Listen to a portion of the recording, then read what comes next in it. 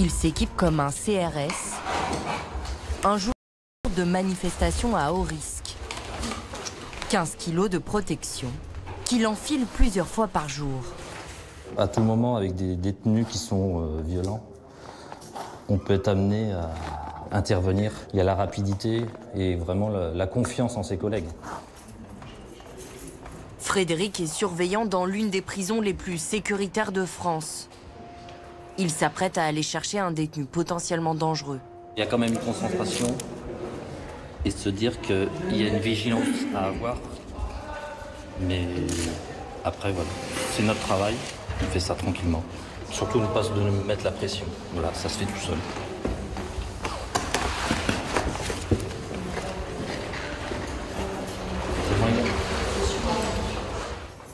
Le détenu vient d'être transféré ici, dans le quartier d'isolement.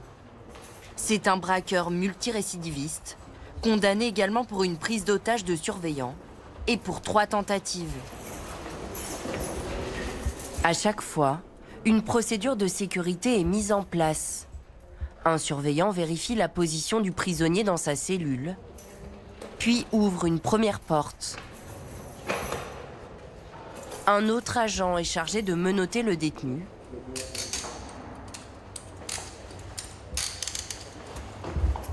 Et attend le signal pour pouvoir ouvrir la grille.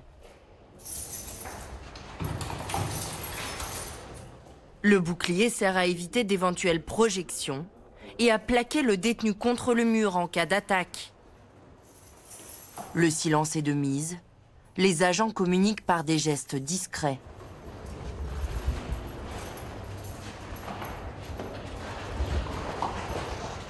Le détenu va ensuite être présenté à la directrice. Pour cette première rencontre, elle tient à le recevoir dans un bureau. Bonjour, asseyez-vous. Un officier est présent pendant tout l'entretien. La porte n'est jamais fermée. La brigade du quartier d'isolement reste prête à intervenir en cas d'incident. Et alors, vous êtes ici pourquoi? Incarcéré, une fille? Oui. Pour des braquages de commerce et une évasion de la garde à vue. Cet entretien sert à évaluer la dangerosité du nouvel arrivant. La directrice lui annonce qu'il va rester à l'isolement quelque temps encore. Et vous avez 27 ans, mais vous avez déjà un joli palmarès quand même, hein, parce qu'une prise d'otage, 3 tentatives, vous avez fait les grosses centrales de France. Bon, vous comprenez que, voilà, moi j'expose pas mes personnels. Hein. Je sais bien. La priorité ici, c'est la sécurité des personnels. C'est la sécurité des détenus, mais c'est la sécurité des personnels. L'homme est atteint de troubles psychiatriques importants. Est-ce que vous sentez venir les crises ou pas? Oui, oui, oui. Bon. Oui. Quand vous les sentez venir, qu'est-ce que vous faites? Ouais. Alors qu'auparavant, non, je peux venir. Voilà. Ah. C'est ça qu'il faut ce qui m'a faire. conduit en C'est ça qu'il faut faire. Quand vous sentez venir le fait que vous n'êtes pas bien dans votre tête, soit que vous avez des voix, soit que je ne sais pas, mais en tout cas vous sentez qu'il y a une dégradation de votre état, tout de suite vous le dites aux agents. Les agents, ils sont casqués, ils sont boucliers, mais ils refuseront jamais de vous parler. Et c'est très important. Ouais. Ça évite les prises d'otages. Allez, on y va? On va aller, madame Leblanc. Bon courage. Au revoir. Je vous serre pas la main, vous êtes menotté alors.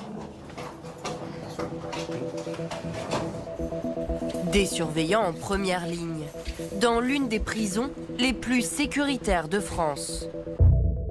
La maison centrale de Saint-Maur et ses 195 détenus. Des criminels condamnés à de longues peines, dont 20% de perpétuité. Entre ces murs sont passés Jean-Claude Roman, le faux médecin auteur d'un quintuple assassinat, ou encore Jamel Bégal, le mentor des terroristes de Charlie Hebdo et de l'Hypercacher.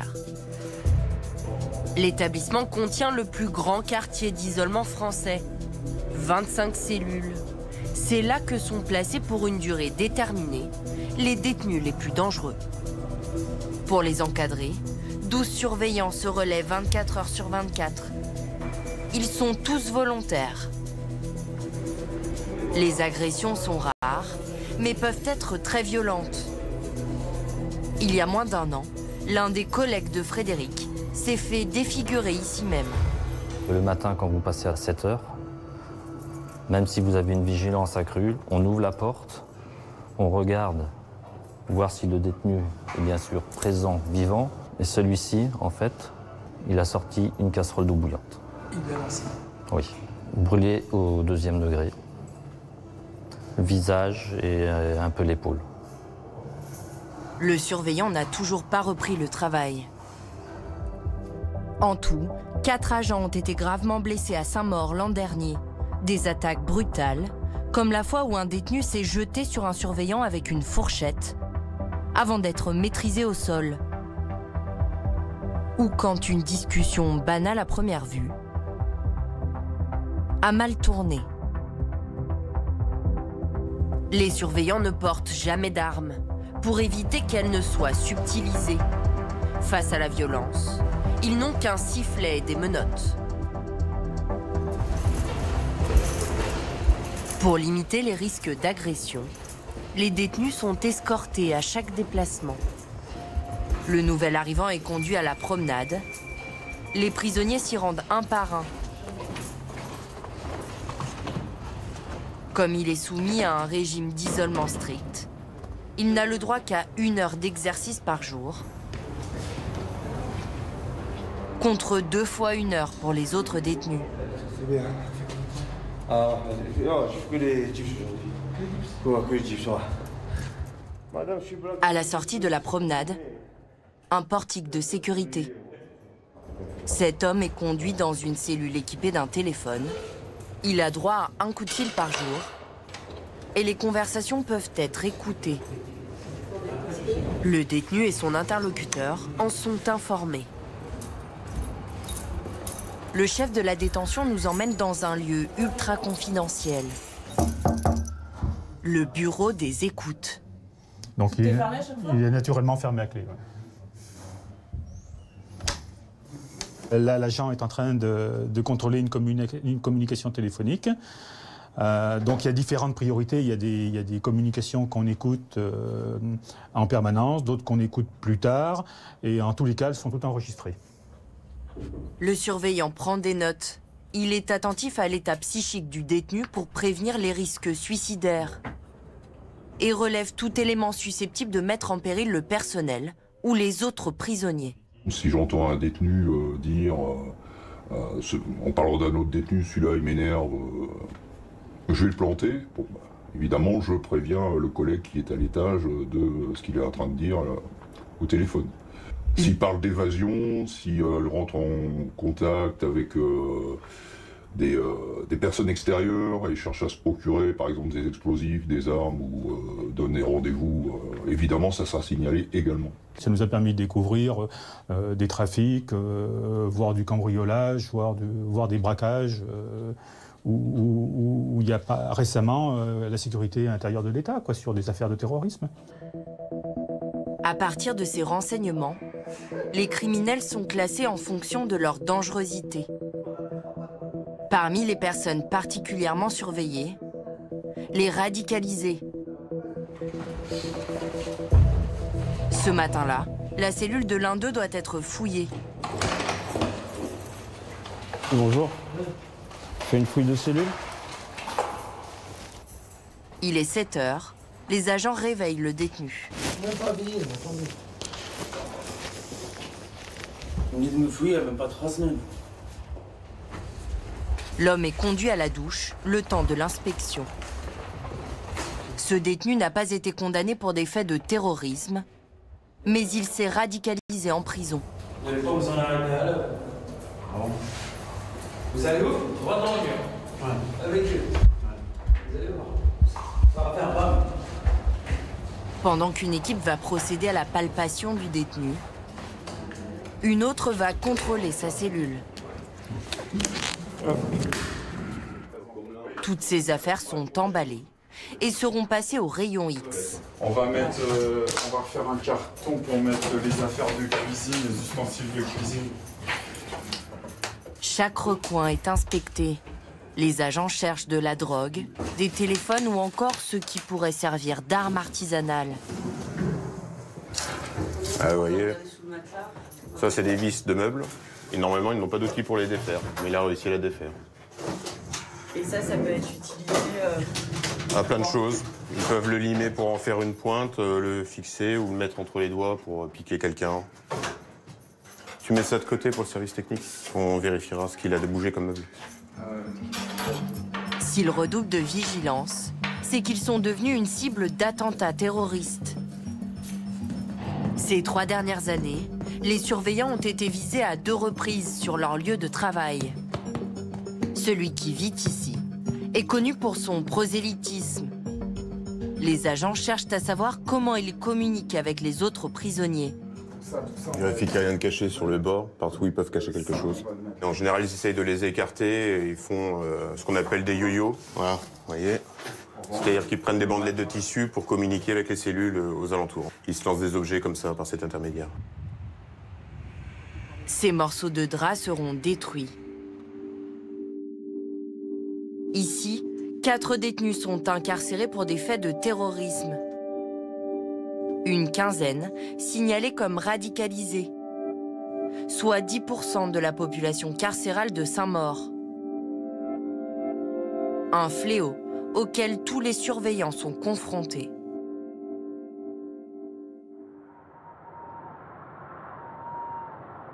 Il est 20h. Ricardo entame sa ronde de nuit au quartier d'isolement. Il est interpellé par un détenu, suivi pour radicalisation. Ça va? Ouais, ça va. Bon. Si Ricardo sourit, c'est qu'il est habitué aux provocations de ce jeune homme. Pour lui, il est important de maintenir le contact. T'as eu 2 passages ici. Ouais, mais c'est pas de ma faute. Dont un passage ça s'est très mal passé. Mais souvent, on peut pas me dire il y a 6 ans ce qui s'est passé il y a 6 ans. On est en 2019, allô? Oui, mais ça s'oublie pas. C'est dans ton dossier. Eh, mais dans mon dossier, on parle de radicalisation. Moi, j'ai aucun fait terrorisme. Au départ, le délinquant est tombé pour des faits de droit commun. En prison, il s'est converti à l'idéologie islamiste pour s'intégrer. Il a trouvé un appui auprès de ceux qu'on appelle ici les barbus. Beaucoup des détenus arrivent ici et sont isolés, comme je l'ai dit au quartier arrivant. Ils arrivent, ils sont isolés. Donc quand je dis isolés, pas de copains, ils ne savent pas où ils sont, la famille est loin. Donc effectivement, ils vont chercher à appartenir à un groupe. Pour avoir des repères, pour être appréciés. Et donc ils vont choisir des fois le mauvais groupe. Son travail, c'est aussi d'observer le comportement de ce type de détenus. 2 cellules plus loin, une musique attire son attention.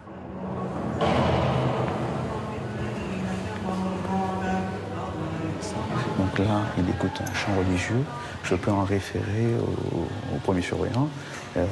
Mais ce détenu-là, on sait déjà qu'il est radicalisé. Par contre, s'il faisait l'appel à la prière et qu'il incitait les autres, donc d'autres détenus musulmans, à prier avec lui, effectivement, là, il y a volonté d'inclure les autres dans ses idées, dans ses pensées. Voilà. Ces informations peuvent être remontées au service du renseignement pénitentiaire, chargé de centraliser les données au niveau national. L'arme du surveillant pour lutter contre le prosélytisme ou la radicalisation, c'est l'observation. C'est d'être en capacité d'observer les regroupements entre les personnes détenues, comment est-ce qu'il va se comporter avec des surveillantes femmes ou des professeurs femmes. Notre seule arme, mais elle est efficace, c'est l'observation. Des surveillants sur le qui-vive. Ils sont 216 à travailler dans l'établissement, dont 35 femmes. Parmi elles, Amélia, 33 ans. Il est 6h45. Elle prend son service. C'est 11. C'est 12. C'est 21. C'est 22. Je vous souhaite une bonne journée à tous et à toutes. Merci.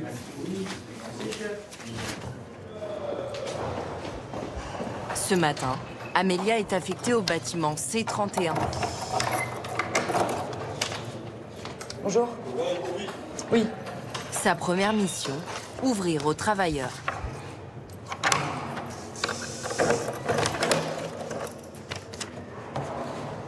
Bonjour.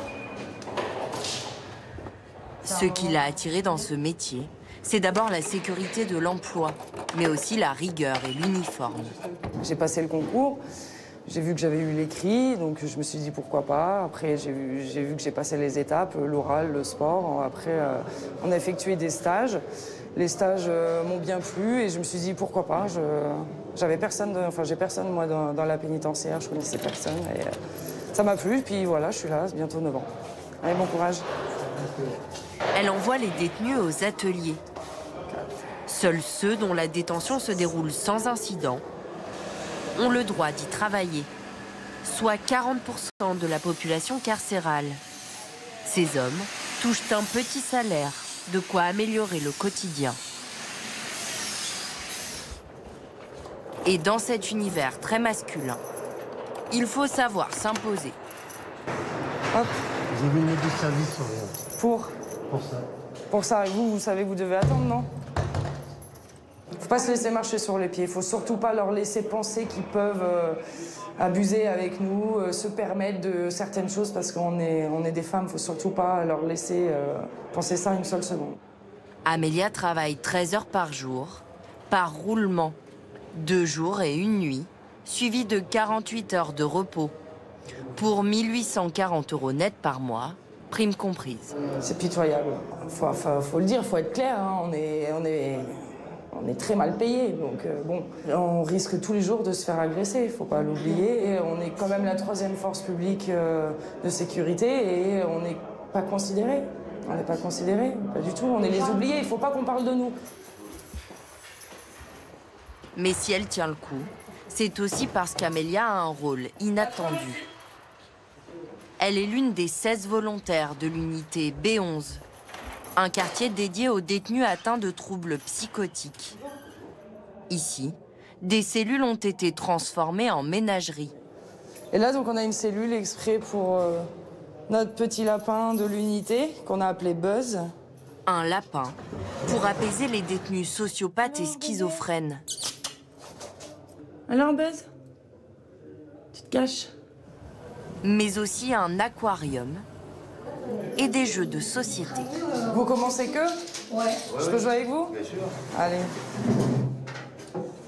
Le dispositif, inédit en France, a été mis en place à l'initiative des surveillants il y a 2 ans.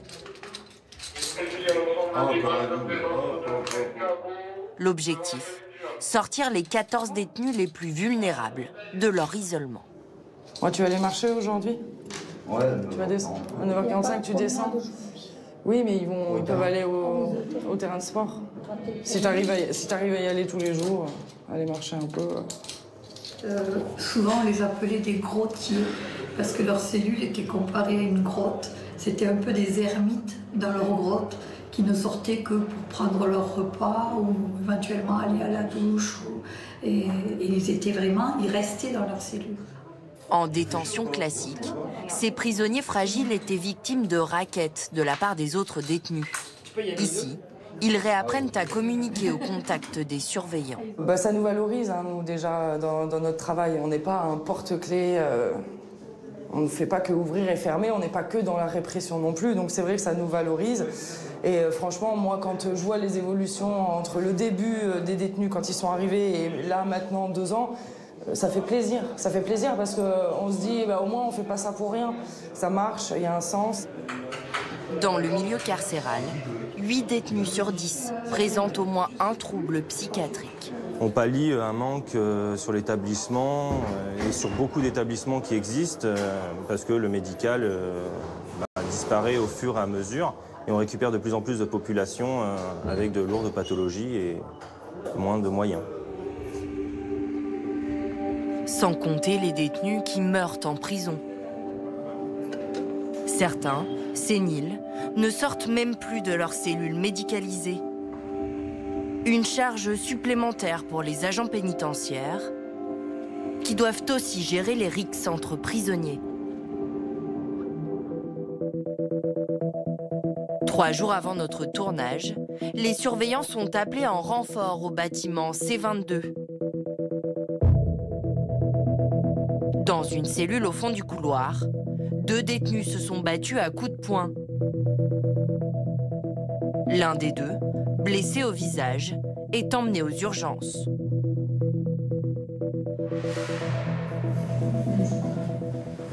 Les deux hommes vont ensuite comparaître devant la commission disciplinaire de l'établissement. C'est une sorte de tribunal, présidé ce jour-là par la directrice adjointe, assistée d'un surveillant. Le blessé est entendu le premier. Il déclare avoir reçu plusieurs coups de la part de l'autre détenu. Bonjour. L'agresseur présumé ne donne pas la même version. Je l'ai agrippé. Et alors ça se passe où? Dans sa cellule. Dans sa cellule, on est d'accord. Je l'ai agrippé et en s'agrippant, il y a deux autres détenus qui sont venus et on est tombé par terre. Mais ils ne voulaient pas me lâcher. Donc vous prétendez ne pas avoir porté de coup à monsieur qu'il se serait blessé simplement, entre guillemets, en tombant. Et en rebondissant, alors, parce qu'il a plusieurs coups, plusieurs blessures, pas toutes du même côté. Ben, vous savez, une cellule, c'est très, très petit, donc il y a la table, il y a le lit, il y a un peu partout, vous comprenez ce que je veux dire? Ok. Moi, je suis sceptique sur vos déclarations, monsieur. Vraiment, vraiment. Écoutez, voilà. Si une chute, voilà. Mais c'est quand même vous qui entrez dans sa cellule, monsieur. Chaque détenu est défendu par un avocat commis d'office. Le résultat, il est devant vous. Le résultat, il est sur la photo que vous avez sur le certificat médical. Monsieur présente des marques d'une violence extrême qui se solde... Et après 1 heure de délibération, la commission rend sa décision. Le blessé est relaxé, l'autre détenu condamné. La commission de discipline a délibéré, vous êtes sanctionné de 30 jours de cellule disciplinaire. Autrement dit, 1 mois de mitard, la plus lourde des sanctions disciplinaires. Vous voulez que me sanctionner là? On va se mettre dans la religion à fond maintenant. Je ne m'accepterai plus rien de l'injuste. Je ne parlerai plus avec vous. Oui, mais monsieur, vous pouvez sortir l'intéressé. Le détenu est conduit au quartier disciplinaire. Il sera à l'isolement total et ne pourra sortir de sa cellule qu'1 heure par jour. Pour calmer les esprits et éviter ce genre de débordement, l'administration pénitentiaire fait en sorte d'occuper ses pensionnaires. Au cœur de la détention, Saint-Maur abrite une salle de spectacle, utilisée entre autres pour l'activité jeux vidéo. Des détenus s'affrontent à FIFA. Difficile d'imaginer que derrière ces silhouettes se cache un meurtrier et un braqueur. Privation de liberté, ça veut pas dire privation de plaisir? Non, la prison, c'est quoi? C'est la privation d'aller y venir. C'est vrai que c'est une liberté fondamentale. Mais ce sont des personnes qui vont être amenées à sortir de prison tôt ou tard. Donc autant qu'elles gardent un lien avec l'extérieur pour pouvoir être moins désociabilisées avec le monde extérieur que nous connaissons, nous. Cet atelier, c'est Stéphane qui l'a monté en 2016. Bon les gars, ça se passe bien? Tu prends la canne? Tu joues? Allez, chiche. Une manière de créer du lien dans un parcours carcéral très long. Tu prends quoi? Tu vas prendre le PSG encore? Toujours. C'est quelque chose qui permet beaucoup d'évacuer. Ouais. Le stress ou la colère, on passe notre stress et notre colère dans le jeu. C'est plus positif que d'avoir d'autres comportements. Le relationnel n'est plus du tout le même. Comment dire, on a le même centre d'intérêt. Voilà, le même centre d'intérêt, mais même les problématiques qu'on peut avoir en dehors du jeu vidéo se règlent différemment, avec beaucoup moins de tension. Un lien qui risque bien de lui manquer. Merci, bien joué. C'est son dernier jour à Saint-Maur. Après 20 ans passés ici, Stéphane s'apprête à quitter la maison qui l'a vu grandir. Je pourrais dire que je me suis fait plaisir au travail parce que j'ai fait ça avec passion. Sans penser à autre chose qu'à le faire de manière la plus respectueuse possible des personnels et des personnes détenues. J'ai pris un peu de chacun d'entre vous pour faire ce que je suis aujourd'hui et pour faire ce que je serai demain. Voilà. Je vous remercie.